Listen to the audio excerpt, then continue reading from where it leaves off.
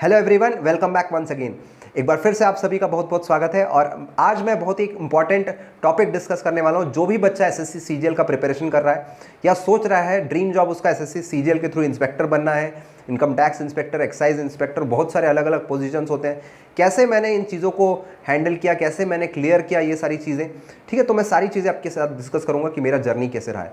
अगर आप डायरेक्टली इस वीडियो के किसी भी सेक्शन में जंप करना चाहते हैं तो मैं यहाँ टाइमिंग के साथ सारे टॉपिक्स बता देता हूँ। आप लोग चाहें तो यहां पर डायरेक्टली जा सकते हैं। चलिए लेट्स स्टार्ट।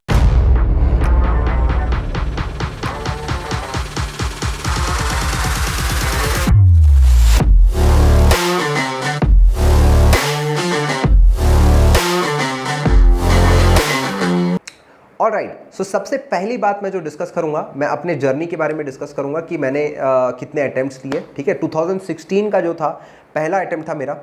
ठीक है, नॉर्मली क्या होता है, लोगों का जो ये ड्रीम होता है एसएससी सीजीएल क्लियर करना, ये कॉलेज टाइम में होता है। लेकिन मुझे ये सारी चीज़ें जो पता चली, काफ़ी लेट पता चली थी। ठीक है, मैं 26 ईयर्स का था जब मुझे पता चला एसएससी सीजीएल के बारे में, एक्साइज इंस्पेक्टर के पोस्ट के बारे में।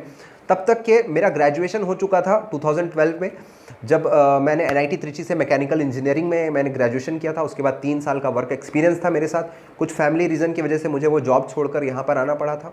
और तब मैंने सोचा कि यार, मुझे अगर वर्क लाइफ बैलेंस चाहिए तो सबसे बेस्ट जो मेरे पास अपॉर्चुनिटी है वो एसएससी सीजीएल के थ्रू इंस्पेक्टर बन के एक गवर्नमेंट जॉब, सरकारी जॉब करना ही मेरा एक ड्रीम बन गया था उस वक्त।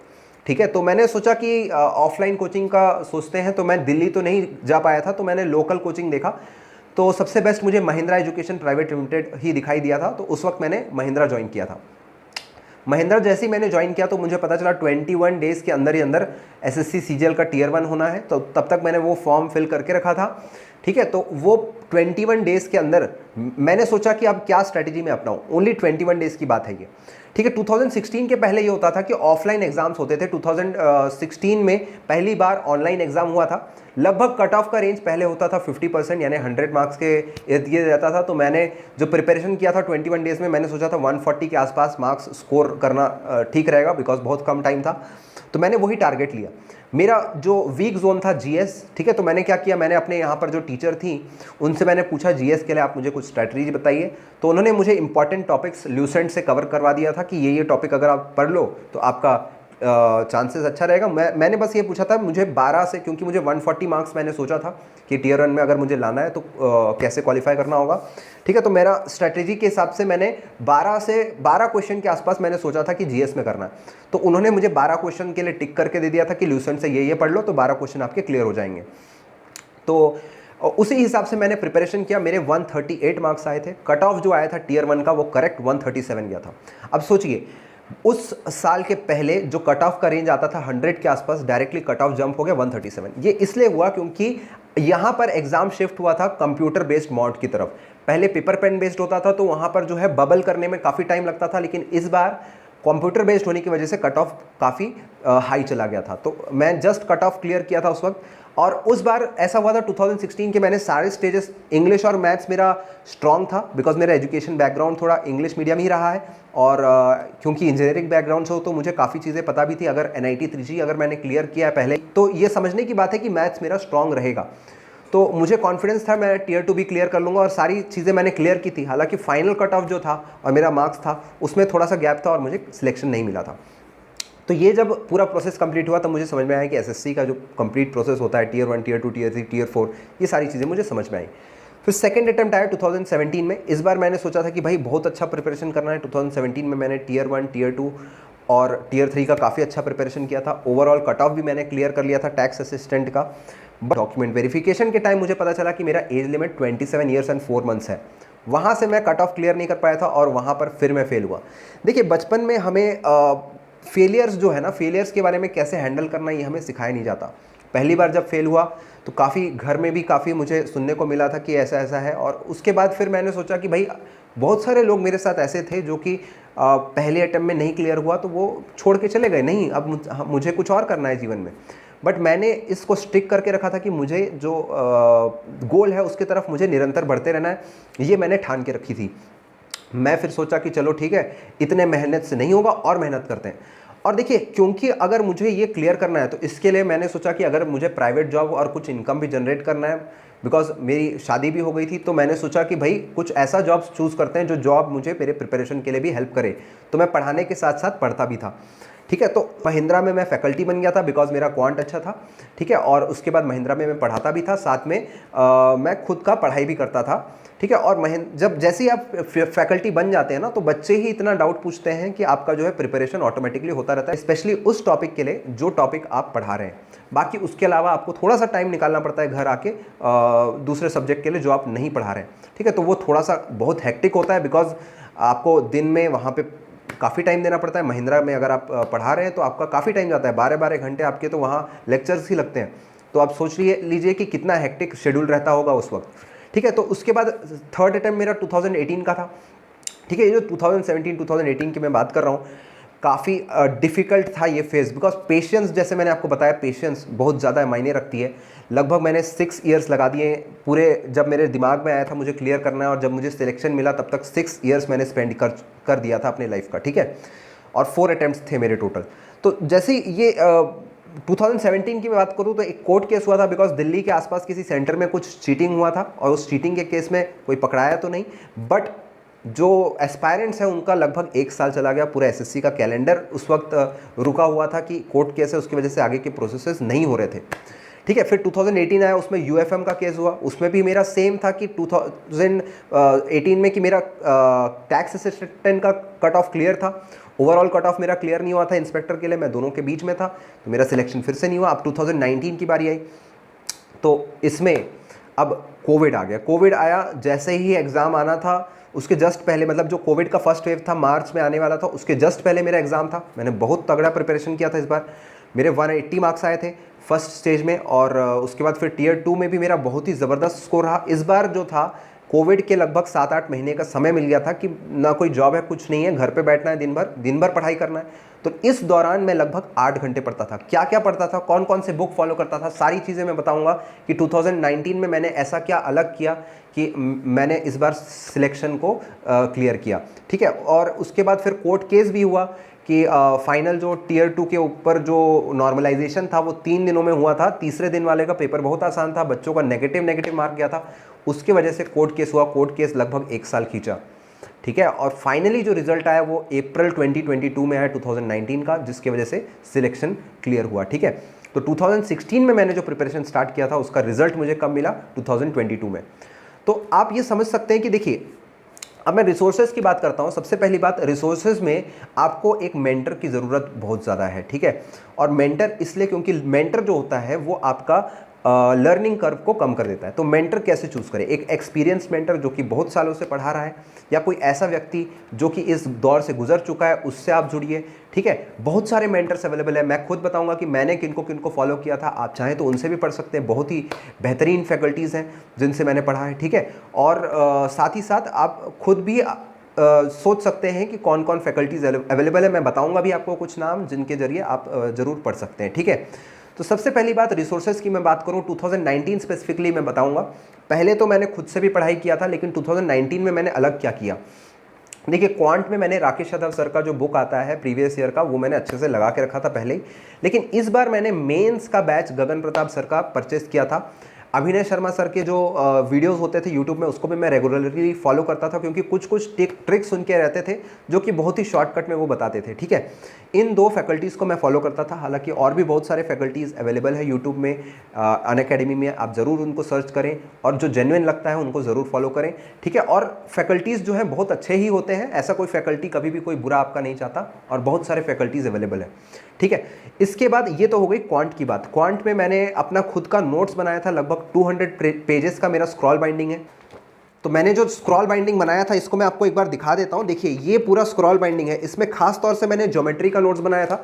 ये 200 पेजेस का स्क्रॉल बाइंडिंग है। देखो, जब मैं पढ़ रहा था तब मैं एक नॉर्मल बुक में मैं ये सारी चीज़ें लिखता था, फिर सेकेंड टाइम जब रिविजन किया उस वक्त मैंने इसको फिर से फेयर एक बार किया, तो 2 बार मैंने उस कोर्स को पूरी तरह से देखा था, ठीक है। तो इससे क्या होता है, इससे जब भी आप एग्जाम देते हैं ना, तो सारी चीज़ें क्लिक होते रहती है कि ये चीज़ें तुरंत क्लिक होनी चाहिए। तो वो आप जितने नीटली आप काम करेंगे, इसको लगभग मैं 10-15 बार पढ़ चुका हूँ, ठीक है। और मुझे ये सारी चीज़ें याद है। आप लोग चाहें तो मैं आपको ये पहुंचा सकता हूं, लेकिन कैसे पहुंचाऊं। और सबसे बड़ी बात ये है कि अगर आप खुद से पढ़ के खुद का नोट्स बनाएंगे ना तो वो ज़्यादा अच्छे से समझ में आता है। तो मैं यही सजेस्ट करूंगा कि आप अपना खुद का नोट्स बनाइए, क्योंकि वो आपको अच्छे से समझ में आएगा। ये तो हो गई मैथ्स की बात। सेकेंड सब्जेक्ट पे आता हूँ, इंग्लिश पे। इंग्लिश का मैंने कैसे प्रिपरेशन किया था, तो मैं अभी आपको कुछ 5 बुक्स बताऊंगा जो 2019 का क्वेश्चन पेपर का लेवल था। मेरे प्रिपरेशन का 20% था। 20% इसलिए क्योंकि मैंने 5 बुक पढ़े थे, बट उसमें से एक बुक ऐसा था जिससे 90% क्वेश्चन आए थे। और आप बिलीव नहीं करेंगे, 200 क्वेश्चंस के 200 क्वेश्चंस मैंने लगाए थे मेंस में, उसमें मेरे 194 सही हुए थे।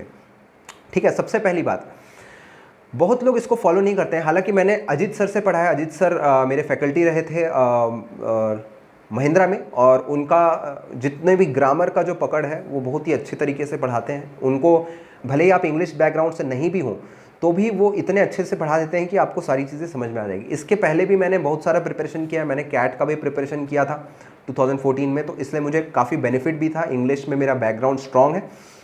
फिर भी मैं आपको बता देता हूँ मैंने जो बुक्स फॉलो किया था।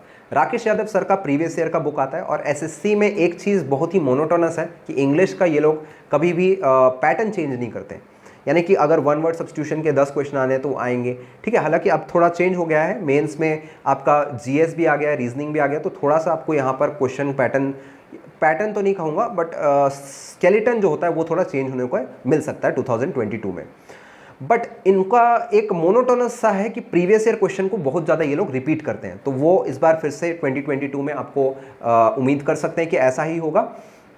हालांकि मैंने जो बुक फॉलो की, राकेश यादव सर का प्रीवियस ईयर का जो बुक आता है, इसके मैंने प्रीवियस ईयर वाला जो बुक है इसमें स्टार्टिंग के 150 पेजेस अच्छे से पढ़े थे, जिसमें ग्रामर का रूल्स था, इडियम्स एंड फ्रेजेस था और वन वर्ड सब्स्टिट्यूशन था। ठीक है, इसको मैंने अच्छे से पढ़ा था और कई बार मैंने इसको रिवीजन किया है। Second book and most important book is word power made easy. इस बुक को काफ़ी अच्छे से आपको पढ़ना होगा।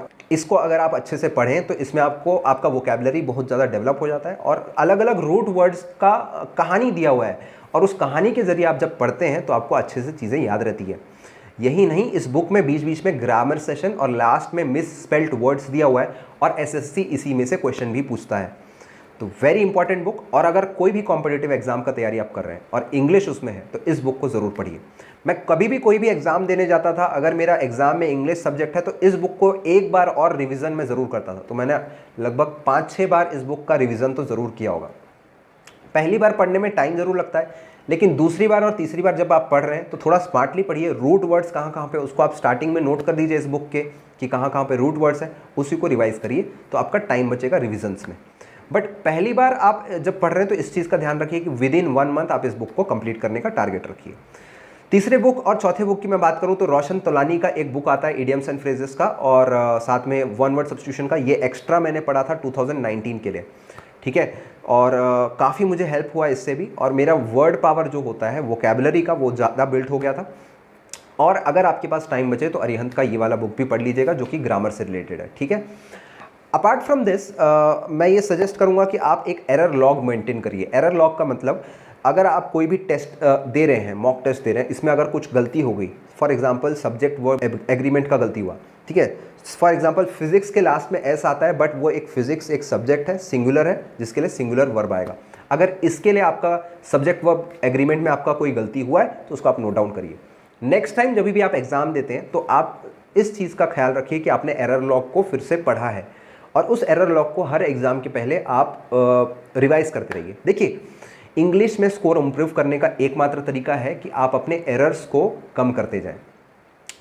अगर आपने आज कोई मिस्टेक किया है तो ज़रूर आप इस मिस्टेक को फिर से कभी ना कभी रिपीट करेंगे, ठीक है। लेकिन अगर आप अपने मिस्टेक्स के बीच के ड्यूरेशन को बढ़ाते जाएं तभी जाकर आपका जो है स्कोर इंप्रूव होगा इंग्लिश में। तो आप एरर लॉग मेंटेन करना चालू करिए, चाहे आप इंग्लिश का तैयारी कर रहे हैं, वोकैबुलरी में अगर आपका गलती हो रहा है, ग्रामर में, या किसी भी सेक्शन में, ठीक।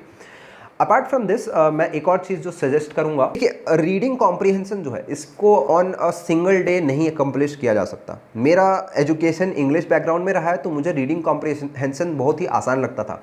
यानी रीडिंग कॉम्प्रिहेंशन से मेरा मतलब है क्लोज टेस्ट, ठीक है, आरसी और PQRS वाले जो क्वेश्चंस होते थे वो मुझे काफ़ी आसान लगते थे मुझे, क्योंकि ऐसा लगता है कि यार क्वेश्चन भी सामने है, आंसर भी सामने है, तो इसमें क्या ही प्रिपरेशन करें।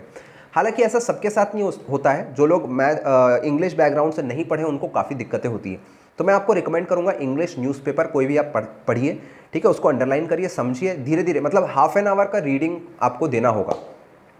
तो दिन में कोई भी समय, उस वक्त आपको क्या करना है, फ़ोन वगैरह साइड कर देना है, केवल और केवल न्यूज़पेपर सामने रखना है, आधे घंटे आपको रीडिंग करना है, ठीक है। डेली बेसिस पे देखिए कि आपका रीडिंग स्पीड बढ़ रहा है कि नहीं बढ़ रहा है, तो वो आप समय दीजिए आधा घंटा पढ़ने का, ठीक है। इसके बाद मैं आता हूँ रीजनिंग में। रीजनिंग अभी तक जो है इसका वेटेज ज़्यादा नहीं था, लेकिन अब आपको इसके लिए भी प्रिपरेशन करना होगा, जो कि आपके मेंस में इसका वेटेज बढ़ गया है, ठीक है। तो आप इसमें अच्छे खासे क्वेश्चन प्रीवियस ईयर के, देखिए प्रीवियस 5 ईयर के जो जितने भी पेपर हुए एसएससी के, उसको उठा के आप लगा लीजिए, और ये सफिशिएंट रहेगा अभी के लिए। तो अगर आप चाहते हैं तो राकेश यादव सर का प्रीवियस ईयर का इसका बुक भी खरीदिए और इसको आप फॉलो कर सकते हैं।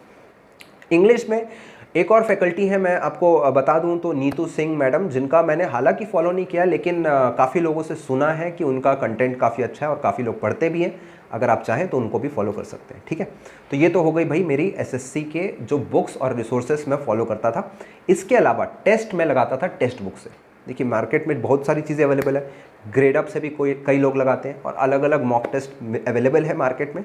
बट देखिए हर जगह से मुंह मारने से अच्छा है कि आप एक चीज़ पर फॉलो करिए और उसको स्टिक रहिए। जो भी आप फॉलो कर रहे हैं अच्छा ही रहेगा। मैं अपने सजेशन करूं तो मैंने टेक्स्ट बुक फॉलो किया था, क्योंकि इसमें अगर आप चाहते हैं तो प्रीवियस ईयर का कोई भी मॉक आपको किसी भी डेट का मिल जाएगा।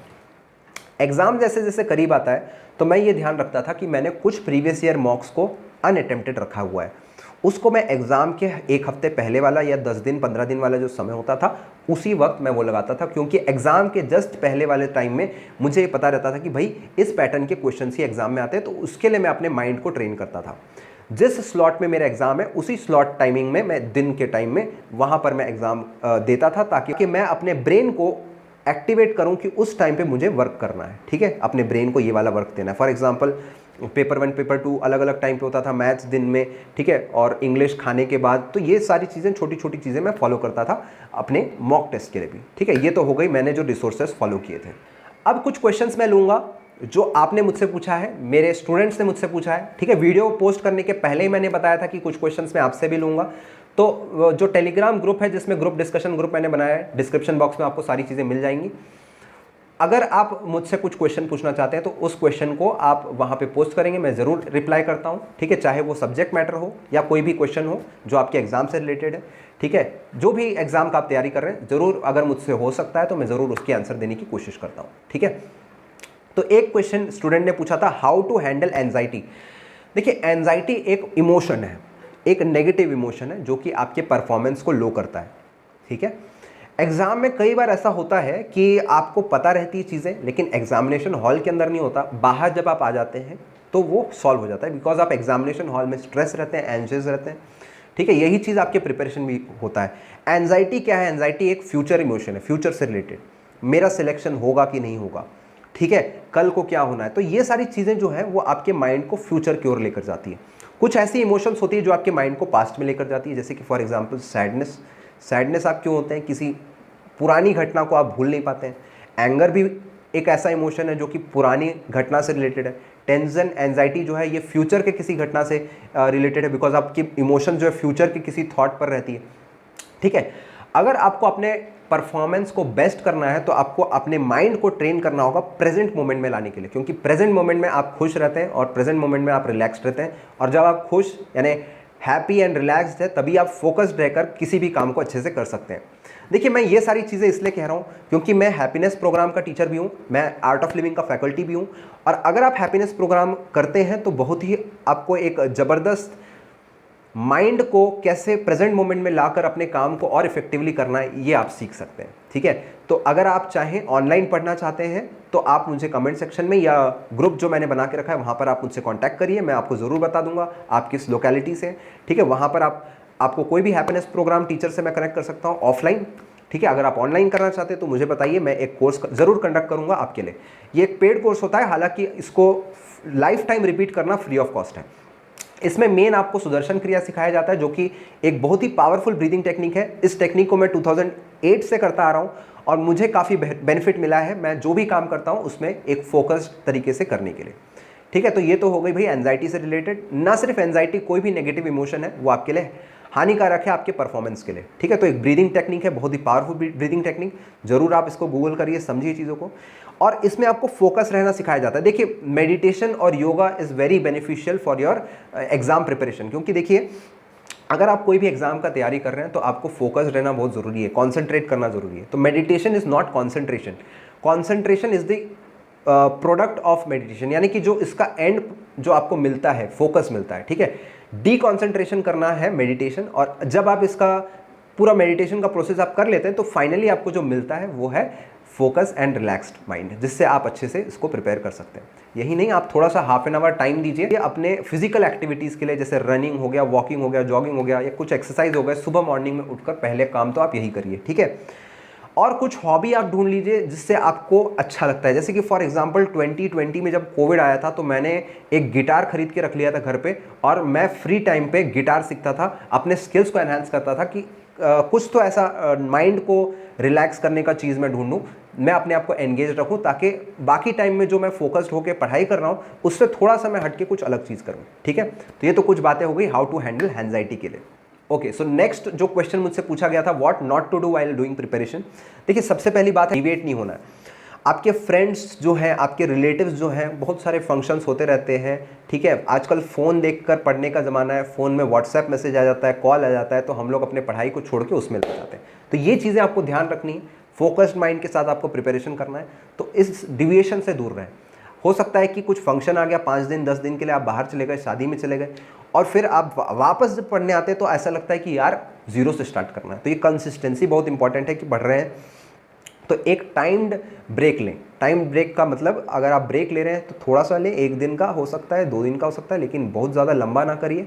और उसके बाद आप प्लान करके रखिए कि आप अपने टेबल पर वापस आके कब बैठेंगे पढ़ने के लिए। उस टेबल पर छोड़ने के पहले लिख कर जाइए कि मैं इस टाइम पर वापस आऊँगा, और अपने टेबल से दोस्ती करके रखिए जहाँ पर भी आप बैठ कर पढ़ते हैं, ठीक है। ये तो हो गई पहली बात कि क्या नहीं करना है, ठीक है, डिविएट नहीं होना है। और दूसरी बात जो है वो आप दूसरों से कंपैरिजन मत करिए। देखिए फॉर एग्जांपल अगर आप रेस भाग रहे हैं तो रेस भागते वक्त आपको अपने रेस के ट्रैक पर आपका फोकस होना चाहिए और अपने आप पर आपका फोकस होना चाहिए। ये नहीं कि आपके साथ जो कंपटीटर भाग रहे हैं उनको आप देखकर भागें। इससे क्या होगा कि आपका फोकस अपने ऊपर ना रहेगा, दूसरों के ऊपर रहेगा। हो सकता है आपके फ्रेंड सर्कल में जो भी आपके साथ प्रिपरेशन कर रहे हैं वो आपसे अच्छे हों, आपसे बुरे हों या आपके बराबर हों। तो आपको क्या फोकस रखना है, आपको अपना फोकस अपने ऊपर रखना है कि कल मैं जो था और आज मैं जो हूँ, क्या मैं बेहतर हुआ हूं कि नहीं हुआ हूं, ये हमारा फोकस होना चाहिए, ठीक है। तो इससे क्या होगा कि आप अपने आप को ट्रैक कर रहे होंगे और आपका प्रिपरेशन जो होगा वो इंप्रूव होता रहा होगा। क्लियर? चलिए आगे बढ़ते हैं। अब what I am going to provide you, last topic के ऊपर मैं आता हूं। देखिए यूट्यूब के माध्यम से मैं आपको कुछ फ्री कंटेंट प्रोवाइड करूंगा। Free content in the sense मैं आपको कॉन्सेप्ट बताऊंगा, चाहे आप किसी भी एग्जाम का प्रिपरेशन कर रहे हैं मैथ्स में, और कोशिश करूंगा रीजनिंग का भी दूं, ठीक है। बट इसको टाइम बाउंड नहीं रखूंगा बिकॉज मैं अकेले काम कर रहा हूँ, चाहे वीडियो एडिटिंग हो, चाहे टाइपिंग हो, कंटेंट प्रिपरेशन हो, सारी चीज़ें मैं अकेले कर रहा हूँ। तो थोड़ा सा टाइम लगता है इन सारी चीज़ों में, मेरे पास ना रिसोर्सेस है इन सारी चीज़ों को प्रोवाइड करने के लिए, बट एनी हाउ मैं उसको प्रोवाइड करूँगा आप लोग के लिए। कोशिश मेरी रहेगी यूट्यूब के माध्यम से प्रोवाइड करूँ, और मैं प्रैक्टिस बैचेस लाऊंगा एग्जाम स्पेसिफिक जो आपका रिक्वायरमेंट है। ये जो है ये थोड़ा पेड रहेगा मिनिमम चार्जेस के साथ, और इसको मैं अगर आपका डिमांड है तो वो मैं रखूंगा। बट यहाँ कंटेंट जो है वो मैं आपको टॉपिक वाइज दूंगा फ्री ऑफ कॉस्ट, जो कि कॉन्सेप्चुअल रहेगा, क्योंकि कॉन्सेप्ट एक ऐसी चीज़ है, वो आप कोई भी एग्जाम दे रहे हो उसमें कॉन्सेप्ट तो सेम होता है। अब परसेंटेज इंक्रीज परसेंटेज डिक्रीज का फॉर्मूला कोई चेंज नहीं कर सकता। Speed is equal to distance upon time, इसका फॉर्मूला कोई चेंज नहीं कर सकता। वो चाहे आप बैंकिंग का एग्जाम दे रहे हो, चाहे SSC दे रहे हो, चाहे कैट दे रहे हो, चाहे मेंस का एग्जाम दे रहे हो, चाहे प्री का एग्जाम दे रहे हो, वो तो सेम रहेगा, ठीक है। इसके अलावा आप लोग टेलीग्राम ग्रुप डिस्कशन ज्वाइन कर सकते हैं, टेलीग्राम चैनल ज्वाइन कर सकते हैं। ग्रुप डिस्कशन में आपको मुझसे कुछ भी डाउट पूछना है, मैं वहाँ पे एक्टिव रहता हूँ, ठीक है। जब जब मुझे टाइम मिलता है, मैं जैसे भी कन्वीनियंट होता है मैं उसमें ज़रूर रिप्लाई करता हूँ। तो इन्हीं कुछ बातों के साथ अब मैं यहाँ पर इस वीडियो को रोकता हूँ। आपका प्रिपरेशन अच्छे से चलता रहे इसी उम्मीद के साथ।